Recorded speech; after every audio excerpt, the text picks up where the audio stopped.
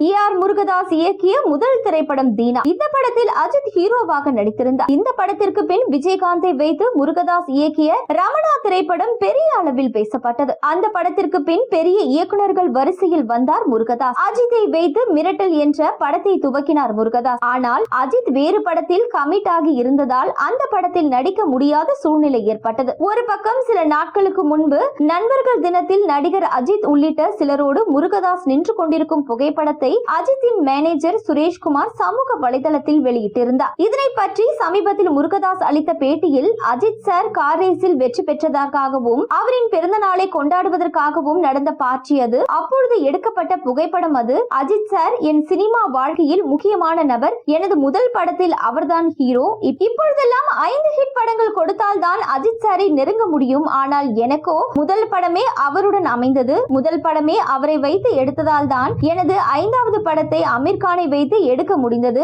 எனவே அஜித் சார் இல்லை என்றால் எனக்கு அமீர் கான் படமே இல்லை. சினிமாவில் எனது வளர்ச்சி வேகமாக நிகழ்ந்ததற்கு அஜித் சார் தான் காரணம் என உருக்கமாக பேசியிருந்தார் முருகதாஸ். தற்பொழுது முருகதாஸ் இயக்கியுள்ள மதராசி படம் வெளியாகி இருக்கிறது. ஜெயிலர், தங்கலான், கேப்டன் மில்லர் படங்களை விட மதராசி முன்பதிவில் சிறப்பாக இருந்ததாக செய்திகள் வெளியாகின. மதராசி திரைப்படம் சிவகார்த்திகேயனின் நடிப்பு பயணத்தில் ஒரு முக்கிய அத்தியாயத்தை தொடங்குகிறது. இந்த படம் வெறும் பொழுதுபோக்கு படமாக இல்லாமல் ஒரு பெரிய திரையில் அனுபவிக்க கூடிய அற்புதமான படைப்பாக இருக்கும் என விமர்சனங்கள் வருகின்றன. இந்த படத்தை அஜித் பார்த்து பாராட்டி இருக்கிறார். சிவகார்த்திகேயனுக்கும் அஜித்தின் மேனேஜர் தான் PRO-வாக இருக்கிறார். இதனால் படத்தை பார்த்து தனது வாழ்த்துக்களை படக்குழுவிற்கு கூறியிருக்கிறார். கதை, நடிப்பு என மட்டுமல்லாமல் தொழில்நுட்பத்திலும் இந்த படம் ஒரு பெரிய தாக்கத்தை ஏற்படுத்தும் என எதிர்பார்க்கப்படுகிறது. படத்தின் இசை, குறிப்பாக பின்னணி இசை, ரசிகர்களை இருக்கையின் நுனியில் அமர வைக்கும் வகையில் உள்ளதாகவும் விமர்சனங்கள் வருகின்றன.